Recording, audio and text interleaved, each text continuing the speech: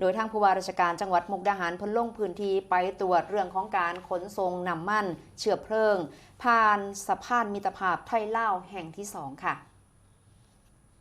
โดยนายวรยันต์บุญราชผู้ว่าราชการจังหวัดมุกดาหารลงพื้นที่ตรวจสอบการขนส่งน้ำมันเชื้อเพลิง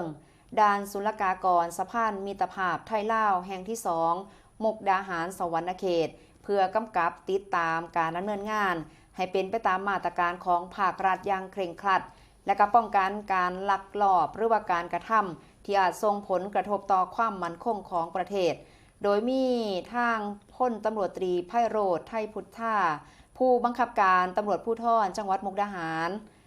พันตำรวจเอกธนิศรแสงทานังผู้กำกับการตรวจค้นเขาเมืองจังหวัดมุกดาหารนางกนกวรรณสุขสิรินายด่านศุลกากรมุกดาหารนายสันทัดรังขพุทธามานะสรรพสามิตพื้นที่มุกดาหารพร้อมด้วยหน่วยงานด้านความมั่นคงฝ่ายปกครองและกระทั่งสำนักงานประชาสัมพันธ์จังหวัดมุกดาหารร่วมติดตามการตรวจสอบในเทื่อนี้ซึ่งผู้ว่าราชการจังหวัดมุกดาหารก็ได้ติดตามขั้นตอนและกระบวนการขนส่งน้ำมันเชื้อเพลิงผ่านด่านศุลกากรสะพานมิตรภาพไทยลาวแห่งที่ 2ซึ่งก็เป็นไปตามมาตรฐานที่กำหนดพร้อมกับเน้นย้ำให้เจ้าหน้าที่ตรวจสอบรถขนส่งอย่างละเอียดรอบคอบเพื่อป้องกันการลักลอบขนส่งน้ำมันไปยังกัมพูชาในขณะที่นายด่านศุลกากรมุกดาหารเพิ่นบอกว่าการส่งออกน้ำมันเชื้อเพลิงผ่านด่านศุลกากรมุกดาหารยังคงเป็นไปตามขั้นตอนตามปกติในช่วงนี้มีปริมาณรถขนส่งเพิ่มขึ้นเนื่องจากด่านศุลกากรช่องเม็กมีคำสั่งห้ามการส่งออกน้ำมันผู้ประกอบการก็เลยย้ายการส่งออกมายังด่านศุลกากรมุกดาหารซึ่งน้ำมันดังกล่าวก็ได้ออกจากคลังและก็ผ่านการอนุญาตจากกรมสรรพสามิต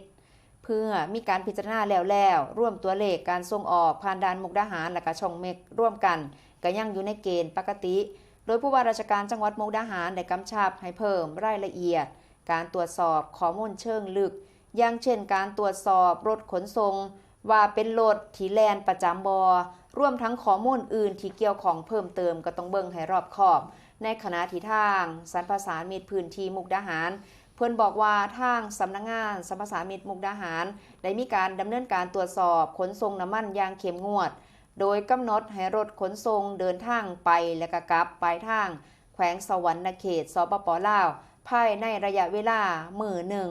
ปริมาณของรถขนส่งน้ำมันในวันปกติก็อยู่ที่ประมาณ20คันต่อมือส่วนในมื้อวันจันทร์ก็พบว่ามีจำนวนมากกว่า50คันต่อมือเนื่องจากเป็นรถเดิมที่จะผ่านด่านศุลกากรช่องเม็กแต่บ่สามารถข้ามแดนได้ทันในมื้อวันอาทิตย์ซึ่งสถานการณ์ดังกล่าวก็ยึดถือว่าอยู่ในสภาวะปกติซึ่งการลงพื้นที่ในเทื่อนี้ก็ยืนยันได้ว่าการขนส่งน้ำมันเชื้อเพลิงผ่านด่านศุลกากรมุกดาหารเป็นไปตามกฎหมายและก็มาตรการที่กำหนดแม้ว่าปริมาณรถขนส่งจะเพิ่มขึ้นเป็นบางช่วงแต่ภาพรวมก็ยังอยู่ในเกณฑ์ปกติโดยทางผู้ว่าราชการจังหวัดมุกดาหารได้กำชับทุกหน่วยงานเพิ่มความเข้มงวดในการตรวจสอบติดตามอย่างใกล้ชิดเพื่อป้องกันการลักลอบและการรักษาความมั่นคงของประเทศนั่นเองค่ะ